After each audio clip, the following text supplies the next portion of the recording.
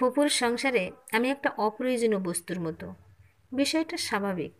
একে তো ফুপু যৌথ পরিবারের বউ, এসবের মধ্যে সেই পরিবারে আমার থাকাটা ফুপুর জন্য বাড়তি একটা ঝামেলার মতো। অবশ্য ফুপু নিজেই সেই ঝামেলাটা মাথা পেতে নিয়েছেন। আমার নিজের পরিবার না থাকায় ফুপু আমাকে ওনার পরিবারের অংশ বানিয়ে নেন। এজন্য কম কথা শুনতে হয়নি ওনাকে, মুখ বুজে সহ্য করেছেন। না করে উপায় নেই। এসব কথা সহ্য করতে না পারলে আমাকে এতিমখানায় রাখতে হবে, আর সেটা ফুপু কখনো করতে পারবেন না। সন্তান জন্মদানের সময় আমার মা মারা যান। মায়ের শোকে বাবা এর 2 বছর পর পাগল হয়ে রাস্তায় রাস্তায় ঘুরে। আমি তখনও খুব ছোট। বাবা মা পালিয়ে বিয়ে করেন। সেই থেকে নানা বাড়ির সাথে মায়ের কোনো সম্পর্ক নেই আমাদের। মাও কোনোদিন যোগাযোগ করেনি। জানি না মৃত্যুর খবর পেয়েছিলেন কি না। সেই তখন থেকে একটা মেয়ের জন্য আশ্রয় হয়ে দাঁড়ান এই ফুপু। মা মারা যাওয়ার পর যতদিন বাবা ভালো ছিলেন ততদিন ফুপু বাড়িতে এসে আমাদের দেখাশোনা করে গেছেন। কিন্তু বাবার অসুস্থতার পর আমাকে আর একা ঘরে রাখার সাহস হয়নি ওনার। আমি তখন 6-7 বছরের বালিকা।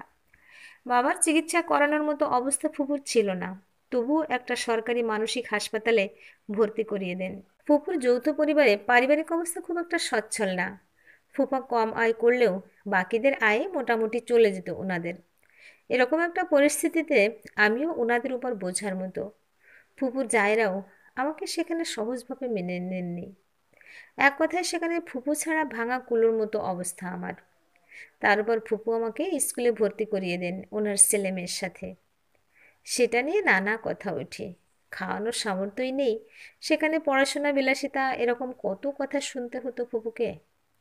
ছোট থেকে যখন আস্তে আস্তে বড় হচ্ছিলাম তখন ভাবতাম শুধুমাত্র আমার জন্য ফুপুকে এত কথা শুনতে হচ্ছে। যার কেউ নেই তাকে তোমার কাছে নিয়ে যাও না কেন আল্লাহ। তখন থেকেই ফুপুকে নিজের মায়ের চেয়ে কোনো অংশে কম দেখি না।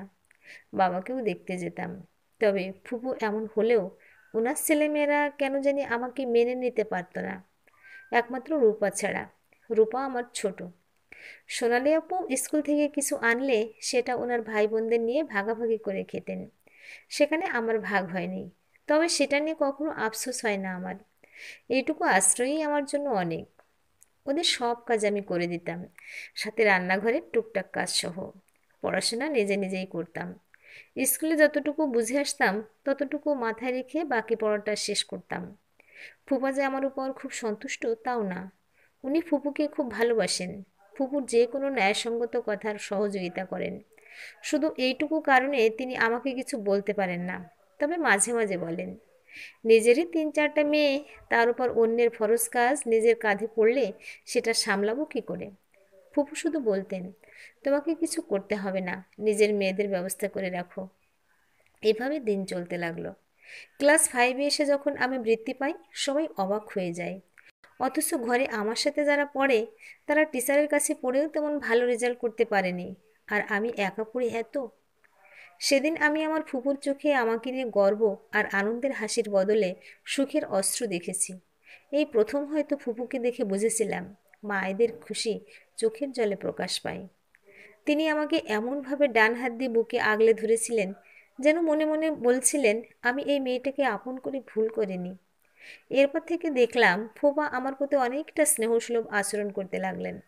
মাঝে মাঝে দুটো পেন্সিল, দুটো কলম, জ্যামিতি বক্স এগুলো কিনে দিতেন। ফুপুও সেগুলো দেখে ভীষণ খুশি। খুশি না আমার বোনেরা, মানে ফুপুর মেয়েরা। রূপা সে দলে না। মাধ্যমিকে পড়ছে, সংসারে অনেক টানাপোড়েন। ওনার নিজেদের সন্তানদেরই পড়াতে পারছেন না, সেখানে আমি। নিজের কাছে খারাপ লাগা শুরু হয়। আমি অনেকদিন স্কুলে যাই না। স্কুল থেকে খবর আসে, আমাকে ডেকে নিয়ে বলা হয় স্কুলে যাওয়ার কথা। আমি আমার সব কিছু বললাম।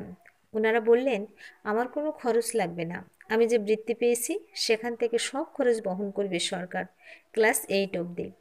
ফুপু কথাগুলো শুনে অনেক খুশি হন আর মন খুলে দোয়া করেন। ওনাদের পরিবারের অবস্থা অন্যরকম হতে লাগলো। যৌথ পরিবারে ভাঙনের সুর দেখা দিল। একে তো ফুপার খুব একটা আয় নেই, একটা ছোট্ট দোকান ছাড়া, সেটাও খুব একটা চলে না। পরিবারের এমন অবস্থা দেখে আমার কেন জানি খারাপ লাগা শুরু হলো। পড়াশোনায় মন নেই। ক্লাস 8-এ প্রথম পরীক্ষা বেশ একটা ভালো হয়নি।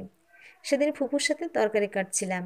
সোনালি আপু হাসতে হাসতে ঘরে এসে বলে, দেখো মা, তোমার আদরের নয়নার রেজাল্ট দেখো, অঙ্কে ফেল করেছে। আমি খাতাটা হাতে নিয়ে কান্না করে দিলাম। সেদিন আমাকে নিয়ে অনেক হাসাহাসি করলো সবাই, শুধু ফুপু আরও একজন ছাড়া। ফুপু বললেন, এভাবে আমাকে নিচু করতে পারলি? ক্লাসে যতটুকু পড়ি তা দিয়ে বাকিটা শেষ করতে পারি না একা। ঠিক তখনই সন্ধ্যায় আসিফ ভাই এসে আমার পাশের চেয়ারে বসে অঙ্ক বুঝিয়ে দিতে লাগলেন। ফুপু আর এই মানুষটা হাসেনি। আসিফ ভাই ফুপুর বড় জায়ের ছেলে, দেখতে যেমন ভালো তেমনি কথাবার্তাও অমায়িক। বেশ অনেক দিন আমাকে এভাবে বাকি সাবজেক্টগুলোতে সাহায্য করতে লাগলেন। ওনার সহায়তায় আমি আবারও ক্লাস 8-এ বৃত্তি পাই। সেদিন আরেকবার ফুপু সবার মুখের উপর তালা লাগিয়ে দেন। তখন আমি সদ্য কিশোরী। এই ঘর আর ঘরের পরিস্থিতির বাইরে কখনো কোনো চিন্তা, কল্পনার জগৎ ছিল না আমার। তবে আমার রেজাল্টে আসিফ ভাইয়ের মুখে হাসি দেখে আমার কেমন জানি অন্যরকম ভালো লাগা শুরু হলো। আমি জানতাম না সেই ভালো লাগাটা আসলে কী, তবে তাকে নিয়ে ভাবতে ভালো লাগতো। নতুন অন্যরকম স্বপ্নে বিভোর হতে লাগলাম আনমনে। কোনটা ঠিক কোনটা ভুল সেই চিন্তা আমার মাথায় নেই, এমনকি আমার অবস্থান কোথাও সেটাতেও খেয়াল নেই। অন্যদিকে পরিবার ভেঙে যাচ্ছে। ফুপুসহ ওনার জায়েরা আলাদা হয়ে গেলেন। অনেক দিনের পুরনো সংসার, যেখানে হাজার স্মৃতির সমাহার, তা কদিনের মধ্যে চূর্ণ বিচূর্ণ হয়ে গেল চোখের পলকে। সবাই যে যার মতো নিজেদের গুছিয়ে নিচ্ছেন। আসিফ ভাইকে খুব একটা দেখা যেত না। বিকেলে টিউশন পড়িয়ে সন্ধ্যায় ঘরে আসতেন। মাঝে মাঝে ফুপুর রুমে আসতেন, কিভাবে সংসারটা আবার আগের মতো করা যায় সেটা জানতে। একবার সংসারে ভাঙন ধরলে সেটা আর আটকে রাখা যায় না বাবা। নদীর পাড় যখন পানিতে বিলীন হতে থাকে, তখন কি সেই কেউ সেটা আটকাতে পারে? পারে না। বিলীন হয়েই যায়, আর বিলীন হয়ে যাওয়া অংশ আর ফিরে পাওয়া যায় না। সংসার ধর্মটা একদম নদীর মতো বাবা। আমি চা নিয়ে আসিফ ভাইকে চা দিলাম। উনি চা হাতে নিতে নিতে বললেন, এই হয়তো শেষ চা খাওয়া, আজ নয় না। কাল চলে যাব চাচি, ভার্সিটি খুলে যাবে। আর শুনেছে হয়তো বাবা মা সবাই শহরে বাসা নিচ্ছে। ফুপু কথাগুলো শুনে চোখের জল মুছলেন। কাউকে ধরে রাখার সামর্থ্য নেই আমার বাবা। তোমার চাচাকেও জানো তুমি। সবাই সবার মতো ভালো থাকুক। শুধু বাকি দিনগুলো কিভাবে কাটবে সে আশায় উপরওয়ালার কাছে প্রার্থনা করি। জানো তো বাবা তোমার চাচার অবস্থা। আমি কথাগুলো শুনছিলাম ঠিক, তবে কান্না করছিলাম কেন সেটা বুঝতে পারছিলাম না।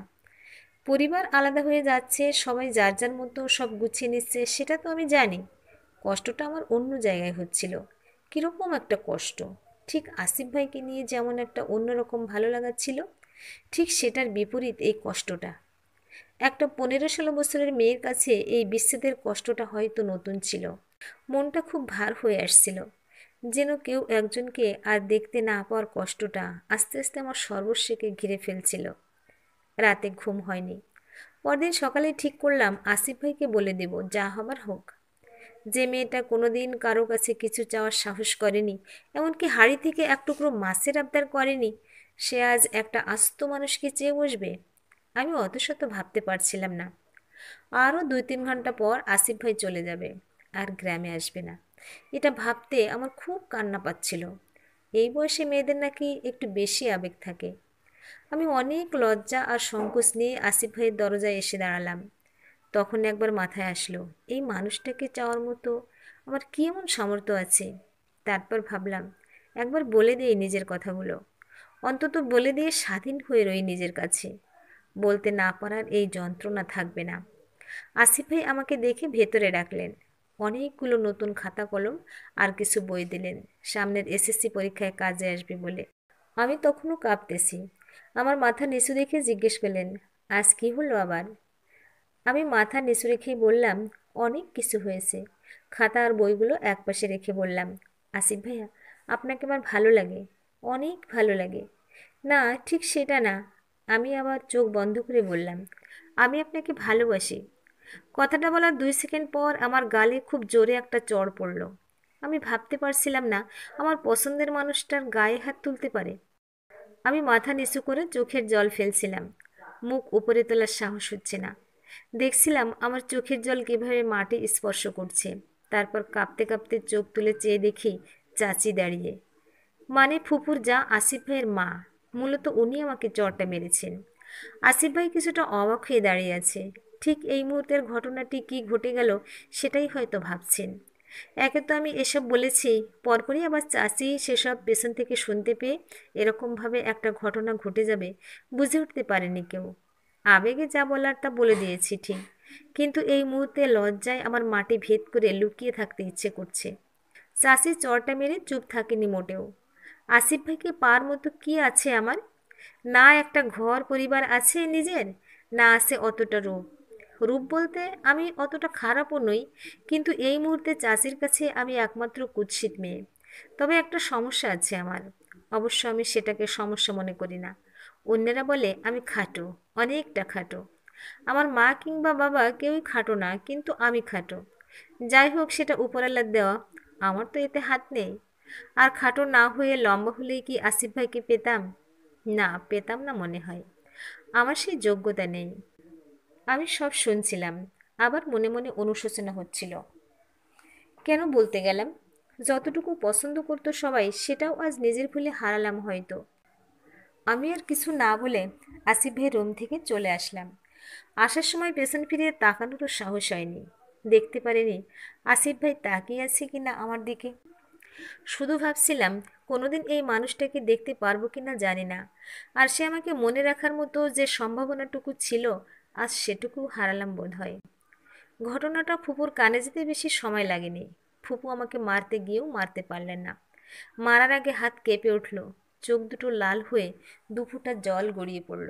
হয়তো ভাবছেন, বাপ মা ছাড়া মেয়ে অভাগী, যাকে কিনা তিনিই আশ্রয় দিয়েছেন, বড় করেছেন, তার উপর প্রথমবার হাত তুলতে গিয়েও হাতটা সরিয়ে নিলেন। লজ্জা করল না? আমার সম্মানের কথা মনে পড়ল না? এমনিতে জায়রা আমাকে বিভিন্ন কথার খোঁটায় জ্বালিয়ে মারেন, তার উপর আজ এসব? ভাবতে পারছিস আমি ওদের সামনে কোন মুখে যাব? বাইরে না হোক, এই বাড়ির বাকি সব বউয়েরা তো এই ব্যাপারে জানবে। আমার মুখটা এভাবে উজ্জ্বল করতে পারলি? তার থেকে বরং ঘর থেকে। না, শেষ কথাটা শেষ করতে পারলেন না ফুপু। এই ঘর ছেড়ে যাবই বা কোথায়? ছোট থেকে লালন পালন করা মেয়েটার উপর এতটুকু মায়া তো জন্মে গেছে ওনার। আমি ঘরের এক কোনায় বসে কান্না করছিলাম। চোখ মুছতে মুছতে বললাম, এইবারের মতো মাফ করে দাও ফুপু। তোমায় সে শপথ করছি, এসবে আর কখনো পা বাড়াবো না। শেষবারের মতো ক্ষমা চাইছি। জানো তো, তুমি ছাড়া কেউ নেই আমার। আর সেই আমার থেকে মুখ ফিরিয়ে নিলে আমি বাঁচবো কি নিয়ে? ফুপু অনেক কোমল মনের মানুষ, কাছে টেনে নিয়ে বললেন, আর যেন এমন ভুল না হয়, তাহলে ফুপুকেও চিরদিনের মতো হারাবো। আমি তখন 15-16 বছরের আবেগী বালিকা, রূপ পাল্টে একজন পূর্ণবয়স্কা নারীর রূপ ধারণ করলাম। মনে মনে নিজেকে দৃঢ়ভাবে তৈরি করে নিতে লাগলাম। কখনো ফুপুর সম্মানে আঘাত দিব না। মাকে আঘাত করার সাহস যেন না হয় আমার। তার জন্য যদি সব কিছু ভুলতে হয়, সেটাই করব। তখনই সোনালি আপু, স্বর্ণা আপু এসে দাঁড়ালো। বলেছিলাম না মা, এত আদর করো না, দেখলে তো?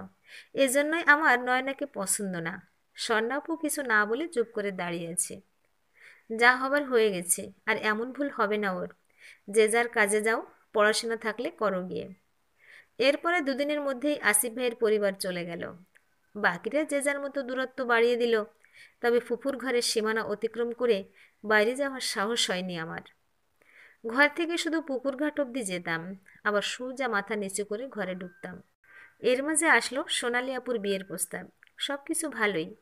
ফুপু ফুপার ইচ্ছা বিয়েটা করিয়ে দেওয়ার, কিন্তু বিয়ের খরচ আসবে কোথা থেকে, যেখানে নিত্যদিন খেয়ে বাঁচাটাই কঠিন হয়ে গেছে। ফুপার ভাইয়েরা অল্প অল্প সাহায্য করলেন, আর ফুপা নিজের দোকানটা বন্ধক রেখে টাকা ধার নিলেন। কিন্তু এই দোকানটাই ছিল একমাত্র চলার সম্বল, অল্প হোক তারপরও। কিন্তু আর কোনো উপায় নেই। সোনালি আর স্বর্ণা আপু আমার থেকে বয়সে বড়। রূপা আর শোভা আমার ছোট। শোভা তো একদম ছোট, এই তো 6 বছরে পা দিল সবে। যাই হোক, সোনালি আপুর বিয়ে হয়ে গেল। এর 2 বছর পর স্বর্ণা আপুর বিয়ে হলো। দোকান ছাড়িয়ে আনা তো দূরের কথা, উল্টে সেটা যার কাছে বন্ধক রেখেছিলেন সে দখল করে নিল। স্বর্ণাপুর বিয়েতে ফুপা ওনার ভাইয়ের কাছ থেকে টাকা নিয়েছিলেন। ভাই এখন টাকা ফেরত না পেয়ে ভিটে ছেড়ে দেওয়ার দাবি করছেন। মানুষ কতটা নির্মম হয় টাকার দেখা পেয়ে গেলে। ফুপা নিরীহ টাইপের মানুষ। এখন এই অবস্থা হলে বাকিদের কিভাবে দেখাশোনা করবেন সেই চিন্তায় রাত দিন কাটে। এদিকে ততদিনে আমি এসএসসি পাশ করে ফেলেছি, আর খুব ভালোভাবে পাশ করেছি। স্কুলে আমি রেজাল্টের দিক দিয়ে প্রথম। এত চিন্তার মাঝেও যেন আমার এই রেজাল্টটুকু ওনাদের মুখে হাসি ফোটালো। ফুপা দোকান ছেড়ে দেওয়ার পর নদীতে মাছ ধরতেন, নৌকা চালাতেন। তাও সব সময় পারতেন না, শরীর ভালো থাকে না। আমি বেশ কয়েকটা টিউশনি জোগাড় করে নিলাম। ঘরে টুকটাক কাজের ভার নিজের কাঁধে তুলে নিলাম। একেবারে মনে হয়নি আমি এই পরিবারের বাইরের কেউ। স্কুলের টিচারদের সহযোগিতায় একটা সরকারি কলেজে ভর্তি হলাম। ফুপা ফুপু কেউই আর পড়ালেখায় বাধা দিলেন না। বিবাহিত সোনালী আর স্বর্ণা আপুর টুকটাক শখের আবদারগুলো আমি আড়ালে পূরণ করার চেষ্টা করতাম। কিন্তু এর মাঝে একদিন এক মহাজন এসে বললেন বাড়ি ছেড়ে দিতে। ফুপার ভাই নাকি এই ঘরটা ওনার কাছে বিক্রি করে গেছেন মারা যাওয়ার আগে। ঘটনা শুনে আমরা সবাই অবাক হয়ে রইলাম। কোনো কুল কিনারা পাচ্ছিলাম না। ওই চাচির কাছে গিয়ে জানতে পারলাম ঘটনাটা সত্য। তখন আর কিছু করার ছিল না, এমনকি টাকা পরিশোধ করার মতো অবস্থাও নেই আমাদের। সব কিছু গুছিয়ে বাড়ি ছাড়তে হলো। একটা বাসা ভাড়া দেখলেন ফুপা। গ্রামে আর থাকা হলো না। শহরের দিকে আমরা 5 জন পা বাড়ালাম। শহরে পা ফেলতেই কেমন জানি বুকটা ধক করে উঠল। বেশ কয়েক বছর তো কেটে গেল সেই ঘটনার। তবু মনে হয় জীবন্ত হয়ে আছে ওই সময়ের প্রতিটা মুহূর্ত। মনের মাঝে দাগ কেটে আছে। হ্যাঁ, এই শহরে। এই শহরেই তো আসিফ ভাইয়েরা থাকে। কোথায় থাকে জানি না ঠিক, তবে শহরে পা রাখতেই মনে হলো আমি খুব কাছাকাছি আছি। ওই ঘটনার পর থেকে আর কোনো যোগাযোগ নেই ওনাদের সাথে। নতুন বাসায় উঠতেই কাজে লেগে পড়লাম। মন থেকে সব মুছে ভুলে থাকার চেষ্টা করলাম। যেদিকে আর ফিরে তাকাবো না বলে শপথ করেছিলাম, সেদিকে কেন মন বারবার ডাকছে, হয়তো এই শহর নামক শব্দটার প্রভাবে। আমি এইচএসসি পাশ করলাম। কলেজের দ্বিতীয় মেধাস্থানে আমার নাম। আল্লাহর কাছে অনেক শুক্রিয়া, এত ঝড়ঝাপটার মধ্যেও এতটা সহায় হয়েছেন আমার। টিউশনের পাশাপাশি এক এনজিওতে মাঠকর্মী হিসেবে নিয়োগ দিলাম, ফুপা ফুপুর পারমিশন নিয়ে। ফুপা পারমিশন দিলেন ঠিক, তবে একজন বাবা যেমন তার মেয়েকে সাবধানে থাকার উপদেশ দিয়ে দেন, ঠিক তেমন। কথাগুলো শুনে কেমন যেন ভালো লাগছিল। মাঝে মাঝে নিজের বাড়ি যাই। ইদানিং প্রায় ঘন ঘন যাই, ফুপুকে বলে আবার না বলেও। অনার্স সেকেন্ড ইয়ারে আমি। মাঠকর্মী থেকে কিছুটা উন্নতি হয়েছে আমার, তবে ফুপার শরীরটা ভালো না। ওনার সব চিকিৎসার দায়িত্ব আমি নিলাম। একজন লেখক ঠিকই বলেছিলেন, মেয়েদের কাছে জমানো কিছু টাকা থাকে। এতদিনে অল্প অল্প করে লুকিয়ে যা জমিয়েছিলাম তা অনেকটা ফুপার চিকিৎসার খরচ হয়ে যাচ্ছে। তবে এতে আমার মোটেও আফসোস নেই, বরং দায়িত্ব নিতে পেরে অনেকটা ভালো লাগছিল নিজের।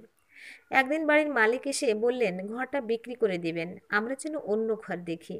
ওনার কথাবার্তায় বুঝতে পারলাম অনেক কিছু। তাই হুট করে কোনো পরিকল্পনা ছাড়াই মুখ ফসকে বেরিয়ে গেল, আমার কাছে বিক্রি করবেন? আমি মাত্র অনার্স থার্ড ইয়ারে পড়ুয়া একটা মেয়ে। জায়গা কেনার মতো খুব একটা সামর্থ্য আমার নেই। কিন্তু কী ভেবে বলে ফেললাম ঠিক জানি না। উনি বললেন তাড়াতাড়ি শিওর হয়ে যেন বলি। ফুপু আমাকে জিজ্ঞেস করলেন এতগুলো টাকা আসবে কোথা থেকে? আমি অভয় দিয়ে বললাম একটু ভরসা রাখো আমার উপর। আমি দেরাজ খুলে টিস্যু পেপার দিয়ে মোড়ানো দুল জোড়া দেখালাম। বেশ বড় না হলেও মাঝারি সাইজের দুল, ভীষণ সুন্দর। এটা মায়ের দুল, ফুপু আমাকে 1 বছর আগে দিয়েছিলেন। এটা আমার আমানত, ওনার কাছে গচ্ছিত ছিল। এই দুল জোড়া বিক্রি করে দিব। ফুপু আমাকে মানা করলেন, বললেন এটা শেষ স্মৃতি আমার মায়ের। আমি তখন বললাম হুম, মায়ের স্মৃতি। এক মায়ের স্মৃতি, আর এক মা আর পরিবারকে একটু ভালো রাখতে এটা হাতছাড়া হয়ে গেলেও আমার মা কখনো নারাজ হবেন না আমি জানি। আর এতে যা হবার হবে, বাকিটা আমি ম্যানেজ করে নেব অফিস থেকে। তুমি শুধু বিশ্বাস রেখো আমার উপর। ফুফু কেঁদে দিলেন। হঠাৎ পেছনে কারো উপস্থিতি অনুভব করলেন। পিছন ফিরে তাকাতেই দেখি ওনার হাত আমার মাথার উপর। পুরুষরা কাঁদে না ঠিক, তবে অতি ভালোবাসায় পুরুষরা কান্না করে। আমিও দেখেছি ফুপার এমন চোখ জোড়া। মাথায় হাত রেখে বললেন আমার ছেলে নেই বলে কখনো আফসোস ছিল না, হয়তো বিধাতা তোকে আমাদের জীবনে পাঠিয়ে দিবেন বলে মনে এই সান্ত্বনা ছিল। আমি শুধু দোয়া চাইলাম, মন থেকে একটু দোয়া করো আমার জন্য। ঘরটা খুব বেশি বড় না, 2 রুমের একটা ঘর আর ছোট্ট একটা রান্না করার অংশ। তবুও নিজেদের বলে তো কিছু একটা হবে। পরদিন অফিস থেকে তাড়াতাড়ি চলে আসি। বাড়ি ফিরে একটা বাচ্চাকে দরজার সামনে দেখতে পেয়ে মনটা ভালো হয়ে গেল। না তো, আপুদের কারো ছেলে নাই, তাহলে কে এলেন বাসায়? ভেতরে ঢুকতেই আমার শরীরে অন্যরকম শিহরণ বয়ে গেল। শরীরটা ঠান্ডা হয়ে গেল বোধ হয়। না, মানুষটাকে চিনতে আমার ভুল হয়নি, তবে সামনে যাওয়ার সাহস হয়নি। রূপার কাছ থেকে জানলাম বাবাকে দেখতে এসেছেন আসিফ ভাই। আমি এক মুহূর্তের জন্য নিজেকে ধরে রাখতে পারছি না। কতদিন দেখি না মানুষটাকে, কতদিন। ভাবতেই তাকে নিয়ে সব শূন্যতা ঘিরে ফেলল আমায়। দেখার ইচ্ছে থাকলেও সামনে যাওয়ার সাহস নেই। সেই অতৃপ্তি নিয়ে টিউশনির নাম করে পাশে এক বান্ধবীর বাসায় চলে গেলাম। ঘরে থাকলে কখন কি করে বসি ঠিক নেই। তবে বাচ্চাটা কার? যাই হোক, এত ভাবতে ইচ্ছে করছে না আমার। শরীরটা কেমন গুলিয়ে যাচ্ছে। 2 ঘন্টা পর ঘরে আসি। নিজের রুমে গিয়ে দেখতে পেলাম নতুন একটা বই। বইয়ের মধ্যে চিরকুট। চিরকুটটা কে লিখেছে সেটার নিচে দেওয়া আছে আসিফ। নামটা দেখতে শরীরের সব লোম খাড়া হয়ে গেল। এটাও কি সম্ভব? মাথায় ভীষণ যন্ত্রণা অনুভব করলাম। যা দেখছি তা সত্যি তো? লেখা ছিল, অবেলায় ফোটা মুকুল মল্লিকা আজও আমার কাছে বড় পবিত্র পুষ্পের ন্যায়। তার হৃদয়ের শুভ্রতায় আজ আমার গহীন হৃদয় আলোকিত। একটিবার আসবে শেষ বিকেলের শুভ্রতা নিয়ে খেয়াপাড়ে একটি বাড়ির জন্য, কাল বিকেলে। লাইনগুলো বারবার পড়ছিলাম। নিজের চোখে যেন বিশ্বাস হচ্ছে না। তাহলে কি আসিফ ভাই আমাকে পছন্দ করে? তার কাছ থেকে তো কোনোদিন সেরকম কোনো আভাস পাইনি। নাকি সেরকম কোনো সুযোগ মেলেনি ওনার? আমি আর ভাবতে পারছিলাম না। বুকের গভীরে যে কাঁপন শুরু হলো তা বলে বোঝানোর মতো না। আমি চিরকুট হাতে নিয়ে বসে পড়লাম একদম ফ্যানের নিচে। কোনো দিক দিশা খুঁজে পাচ্ছি না। সেই পুরনো আবেগ, আমার প্রথম আর শেষ ভালো লাগার মানুষটাও যে আমাকে এভাবে এসে ধরা দিবে আমি যেন কল্পনাও করতে পারছি না। একদিকে যেমন একটা ভালো লাগা কাজ করছিল, অন্যদিকে কেমন জানি আমার মনটা খসখস করছিল। কাল বিকেলে কি আমার যাওয়া উচিত? আর কেনই বা যাব? গেলে যদি আমি আবার সেখানে আটকা পড়ে যাই, যদি নিজেকে সামলাতে না পারি? আমি তো জানি আমার ভালোবাসায় কোনো ন্যায় অন্যায় ছিল না, শুধুই ভালোবাসা ছিল, যার ফলে এখনও সেই মানুষটাকে নিয়ে আমার অনুভূতির কোনো নড়চড় হয়নি। অন্য কারোর প্রতি সেরকম কিছু অনুভব হয়নি আজ অবধি। ভীষণ দোটানায় পড়ে গেলাম। যাব নাকি যাব না? যাওয়াটা কি ঠিক হবে? পরিবার আর ফুপুর কথা মনে পড়তে এক পাও এগোতে চায় না। ফুপুকে দেওয়া কথা এভাবে ভেঙে ফেলবো? তখনই ফুপু চা নিয়ে আসলেন। ফুপুর মুখের দিকে তাকিয়ে আমার আর কিছু ভাবতে ইচ্ছে করছিল না। পরদিন সকাল। অফিসের কোনো কাজে মন বসছে না। টুকটাক যা কাজ ছিল কোনো রকম তা শেষ করে চেয়ারে মাথা দিয়ে চোখ বুজলাম। বারবার শুধু চিরকুটের লেখাটা সামনে ভাসছিল। কাজ শেষ করে বেরিয়ে পড়লাম। সোজা বাড়িতে গিয়ে দেরাজ খুলে একটা শাড়ি বের করলাম। তখনই ফুপু আবার জিজ্ঞেস করলেন, কোথায় যাচ্ছি? কোনো উত্তর দিতে পারছি না। কি উত্তর দেব? আর কেনই বা শাড়িটা বের করেছি? কোথায় যাব? আমি এই মুহূর্তে কি করছি তা নিজেও জানি না। হঠাৎ মুখ ফুসকে ফুপুকে মিথ্যা বলে দিলাম। বললাম এক বান্ধবীর আকদে যাচ্ছি, বিয়ের অনুষ্ঠান পরে হবে, আজ শুধু আংটি পরানো আর আকদ। আমি এই মিথ্যা কথাগুলো কিভাবে নিজের মুখে একটানা বলে গেলাম তাও জানি না। মানুষের গোপন লুকানো মায়ের প্রতি যে গভীর টান থাকে তা হয়তো সব কিছু ভেদ করতে সক্ষম হয়। বলার পর নিজের উপর নিজের রাগ হচ্ছিল, কেন এমন করলাম। যাই হোক, সিদ্ধান্ত যখন নিয়েই নিয়েছি তাহলে শেষবারের মতো যাই। কলাপাতা রঙের শাড়ি, কাচের চুড়ি, চোখে হালকা একটু কাজল টেনে সাজলাম। এই প্রথম কারোর জন্য এভাবে নিজেকে সাজালাম। মেয়ে হয়েও কখনো এরকম স্বাদ আহ্লাদের প্রতি আমার ঝোঁক যায়নি। আসলে মেয়েরা তার পছন্দের মানুষের জন্যই নিজেকে সাজিয়ে গুছিয়ে রাখতে পছন্দ করে। ধীর পায়ে এগিয়ে যেতে লাগলাম। কোনো এক অদৃশ্য বলের আকর্ষণে যেন আমি ছুটতে লাগলাম। হৃদয়ে কম্পন বাড়তে লাগলো। তবুও মানুষটাকে একটিবার দেখার নেশায় আমি এগিয়ে যাচ্ছি বারবার। পৌঁছাতে আমারই হয়তো 10 মিনিট দেরি হয়ে গেল। আসিফ ভাই নদীর দিকে মুখ করে তাকিয়ে আছেন। মানুষটার ছায়া দেখতেও যেন ভীষণ ভালো লাগছিল। যদি পারতাম সারা জীবন এই ছায়াটাকে আঁকড়ে ধরে বেঁচে থাকতে পারতাম। কিন্তু না, চাইলে সব হয় না, চাইলে সব পাওয়া যায় না। এটাই জীবন, হয়তো ধর্ম। আসিফ ভাইয়ের সামনাসামনি গিয়ে চোখ তুলে তাকাতেই যেন আমার ভয় লাগছিল। এত বছর পর ওনার সামনে দাঁড়িয়ে তাও অনেক কিছু বদলে গেছে, আগের মতো নেই আর। আমি মাথা নিচু করে থাকলেও বুঝতে পারছিলাম আসিফ ভাই আমার দিকে তাকিয়ে আছে। আমি তো জানতাম না এই মেয়েটা এত রূপবতী হয়ে গেছে আগের থেকেও। আমার অপেক্ষা তাহলে বিফল হয়নি? কিসের অপেক্ষা? চোখ তুলে তাকিয়ে জিজ্ঞেস করলাম। অনেকদিন পর সেই চোখ জোড়া দেখতে পেলাম। জানো, তুমি তো সেদিন তোমার কথা বলেই দিয়েছিলে। আমার যে কিছু বলার আছে সে সুযোগটুকু পর্যন্ত পাইনি। তোমার কিশোরী মন বলে হালকা করে নিয়েছিল, আমি পারিনি। আমি আসলে তখন বুঝতে পারিনি। যখন তোমার থেকে দূরে গেলাম তখন বুঝলাম আমি কোথায় বাধা পড়ে গেছি। মা বাবা চাপিয়ে তখন আমার বলার কিছু ছিল না। পড়াশোনা শেষ করে দেশের বাইরে পাড়ি জমাই। বাইরে যাওয়ার আগে গ্রামে গিয়েছিলাম, তোমাদের পাইনি। ওই দিন রাতের ফ্লাইটে চলে যাই। বাবা অসুস্থ, মায়ের কথাই শেষ কথা। অনেকবার বোঝানোর চেষ্টা করেছি, পারিনি। তাই সব বাদ দিয়ে পালিয়ে গেলাম। বাহ, পালিয়ে গিয়ে বুঝি বাঁচা যায়? পালিয়ে গিয়ে বাঁচতে পারলে আজ আমি এখান অব্দি আসতাম না। না, পারিনি। পারিনি বলে হয়তো সেখানেও মন টেকেনি। জানো, চোখের দেখায় ক্ষণিকের ভালো লাগা হয়, কিন্তু মনের সাথে মন মেলে না। এক মনে আর কাউকে জায়গা দেওয়া যায় না। মেজো অপু ব্রেন টিউমারে মারা যান গত বছর। দুলাভাই নতুন বিয়ে করে নিয়েছেন। উনি মারা যাওয়ার কদিন আগে দেশে আসি। আপুর শেষ চিহ্নটুকু আমার কাছে রেখে দিলাম। দেখলাম দুলাভাইও তেমন আপত্তি করলেন না। আমি কত অদ্ভুত, তাই না? সায়মান এখন আমার ছেলের সমান। মেজো আপার জন্য খারাপ লাগছিল ঠিক, তবে বাচ্চাটার কথা ক্লিয়ার হয় যেন বুকের ওপর থেকে পাথর সরে গেল। আর যাই হোক, প্রিয় মানুষটাকে পাশে অন্য কাউকে দেখার ক্ষমতা উপরওয়ালা কাউকে দেননি, আমাকেও না। তাতেই বা কি, মনে মনে বললাম। তার দেশে আসলেন যখন, বিয়েটা করে নিতেন। আর কত একা থাকবেন? বয়স তো পেরিয়ে যাচ্ছে। হুম, তোমারও তো বিয়ের উপযুক্ত সময়। অবশ্য তোমার জন্য ছেলের অভাব হবে না, এরকম একটা মেয়ে সব ছেলে চায়। ছেলের অভাব হবে না বললেই কি একটা মেয়ের পছন্দ অপছন্দ থাকতে নেই? চাইলে কি কাউকে জীবনের সাথে জড়িয়ে নেওয়া যায়? একদিন তো তুমি বলেছিলে, আজ আমি বলছি, আমি তোমাকে চাই। ধরবে আমার হাত? আমি দূরে গিয়ে পারিনি তোমার থেকে দূরে থাকতে, বরং দূরত্ব আরও তোমার কাছে টেনে নিয়েছে আমাকে। আসিফের শেষ কথাগুলো যেন আমাকে একদম নাড়া দিয়ে গেল। কোনো মেয়ের কাছে এটাই হয়তো সর্বোচ্চ চাওয়া থাকে তার ভালোবাসার মানুষের কাছে। কিন্তু না, আমি আর সেই 15-16 বছরের কিশোরী নই। এখন আমার পুরো একটা পরিবার আছে, দায়িত্ব আছে। আর সবশেষে আমার ফুপুর কাছে দেওয়া কথা।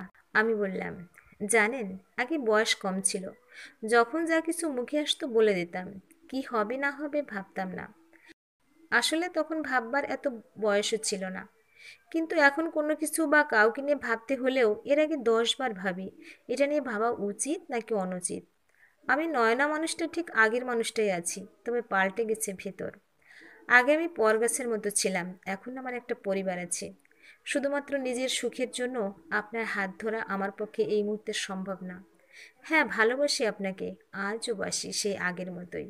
তবে ভালোবাসলেই সব কিছু ছেড়ে ছুড়ে চলে আসতে হবে এমন তো নয়। বলেই মুখ ফিরিয়ে নিলাম। নিজের দুর্বলতা এখন আর কাউকে দেখাতে চাই না।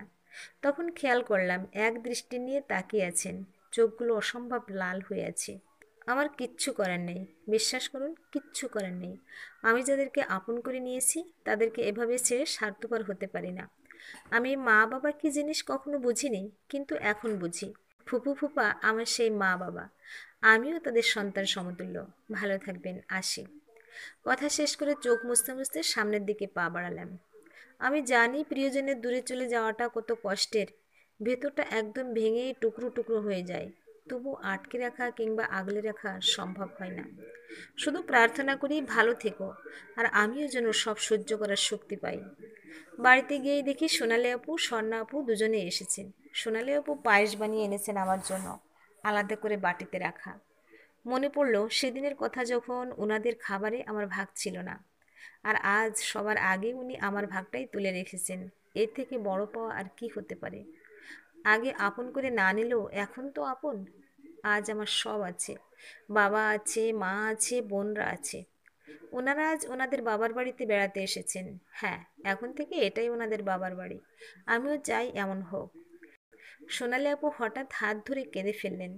আমি জড়িয়ে ধরে বললাম, একটু নিজের বোনের মতো ভালোবেসে আগলে রেখো আপু, আর কিচ্ছু চাই না আমার। এই তো বেশ আছি আমার সব কিছু নিয়ে। কদিন পরে এক বিকেলে দরজার সামনে কেউ একজনকে দেখে থমকে গেলাম সবাই। মেজো চাচি, আসিফ ভাইয়ের মা। এত বছর পর। কোনো বাড়তি কথা না বলে ফুপুকে বললেন, আমরা তো একই পরিবারের মানুষ, আলাদা হয়েছি মাত্র। চাইলে আবার একসাথে থাকতে পারি। আজ আমাকে ফিরিয়ে দিস না বোন। আমার সামনে এসে বললেন, আমার ছেলেকে ভালোবাসতে পারবি তো এরকমভাবে সবসময়? ফুপু আমার হাত ধরে অভয় দিলেন। ভালোবাসাকে প্রত্যাখ্যান করার ক্ষমতা কোনো মেয়ের নেই। আমি আজও নীরবে শুধু দুফোঁটা চোখের জল ফেললাম, জানালার পাশে দাঁড়িয়ে। আসিফ ভাই একটা নীল রঙের শাড়ি আর চুড়ি এগিয়ে দিয়ে বললেন, সারা জীবন সাজবে আমার জন্য। আমি ভাবছি, উপরওয়ালা সব সুখ একসাথে দিয়ে দিয়েছেন আমাকে। কষ্টের পর আল্লাহ সুখ দেন নিশ্চয়ই। আজ আমি সব পূর্ণে পরিণীতা। প্রিয় ভিউয়ার্স, এতক্ষণ সাথে থেকে গল্পটা শোনার জন্য অশেষ ধন্যবাদ। গল্পটা ভালো লাগলে একটা লাইক, কমেন্ট ও শেয়ার করতে পারেন। আর পরবর্তীতে এরকম আরও সুন্দর সুন্দর গল্প শোনার জন্য আমার চ্যানেলটা সাবস্ক্রাইব করে পাশে থাকুন। ধন্যবাদ।